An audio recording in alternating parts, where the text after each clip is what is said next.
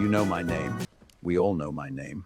But her name, you should know better than mine. She was born Maria Skłodowska, Warsaw, 1867, a country swallowed by Russia, where women were banned from universities, banned from thinking beyond their kitchen walls. Her father moved from job to job, apartment to apartment, slowly losing everything under Russian rule. When Marie was 11, her mother died of tuberculosis. When she was 15, her eldest sister died of typhus. She had already lost everything, but she did not stop.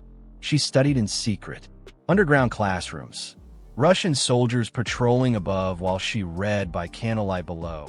She risked every night just to sit in a classroom.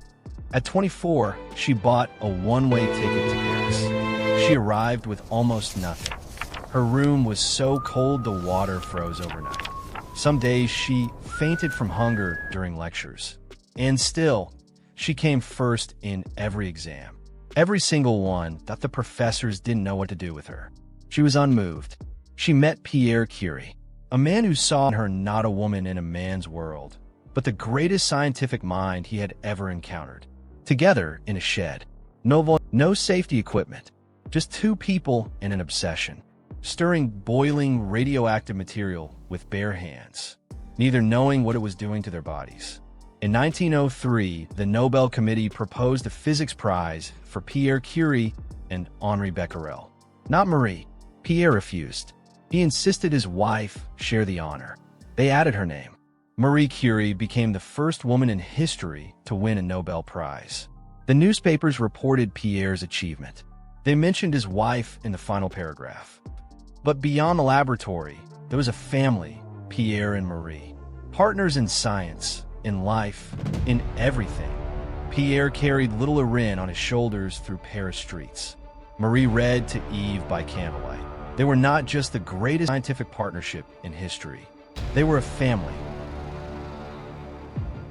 They built this together. Pierre just couldn't stay. April 19th, 1906. Pierre slipped on a wet Paris street, fell under a horse-drawn cart. He was killed instantly. She was 38, a widow, two young daughters. The university offered her Pierre's chair. She accepted, becoming the first woman professor in the history of the Sorbonne. She walked into his classroom on the exact day, the exact moment he would have taught. She sat down. She continued from where Pierre had stopped.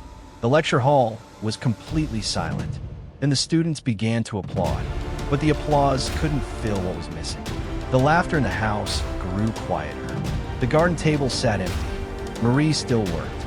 She always worked, but the person she had built everything with was gone. She raised Rin and Eve alone, and gave them everything she had left. For 4 years she worked, grieved, carried everything by herself. For years of silence. Then the world decided that wasn't enough punishment. Private letters were stolen, handed to the tabloids, twisted and weaponized. They called her a homewrecker, a foreign seductress, a disgrace. A mob threw rocks at her windows.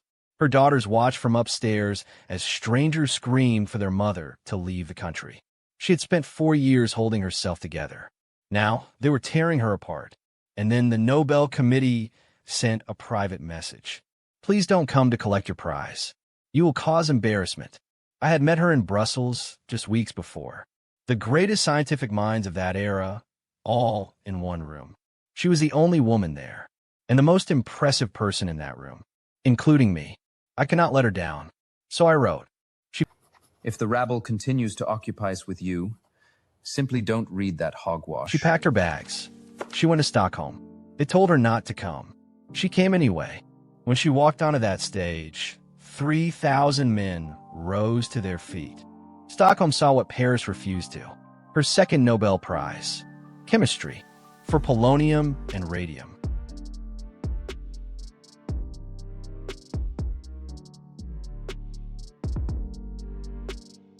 She came back from Stockholm with her medal and fell apart.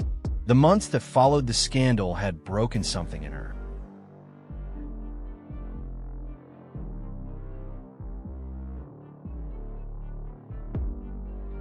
She checked into a private clinic, registered under an assumed name. Not Madame Curie, not the Nobel Prize winner, just a woman who needed to disappear for a while. She rented a house to recover. The nameplate on the door read Madame Skłodowska. Her maiden name, her Polish name, before any of it. She felt she had no right to his name anymore. She even forbade her daughter Irene from addressing letters to her as Madame Curie, the most decorated scientist in the world, behind the name of the girl she used to be. But Marie Curie could not stay hidden. She went back to the laboratory.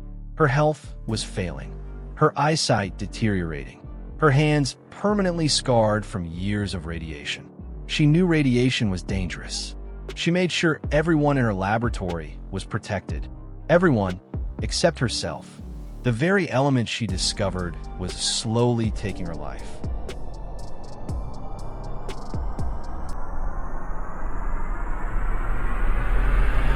One more thing. When World War I broke out in 1914, Marie drove X-ray vans to the front lines herself. She trained 150 women to operate them. By the end of the war, over 1 million wounded soldiers had been X-rayed. She never spoke about it. She never asked for credit. That was Marie Curie, a life of extraordinary dedication to science, at a time when the world was making its greatest discoveries.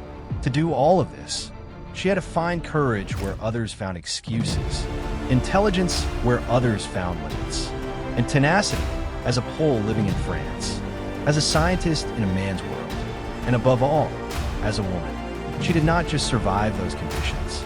She made history in spite of them. Her story does not end here. It continues in her daughters, in every cancer patient treated with radiation, in every woman who walked into a laboratory and refused to leave. Marie Curie did not just change science. She didn't just study the invisible. She made the invisible impossible to ignore.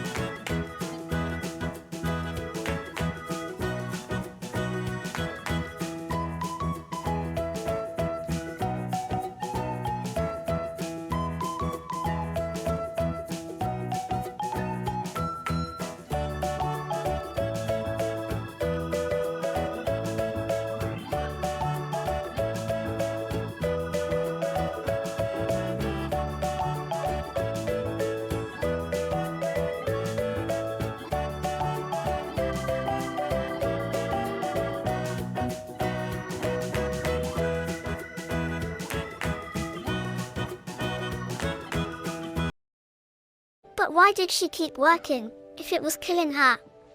She kept working because some things matter more than fear. She changed the world, but the world had to protect her. We remember her, so we do better next time.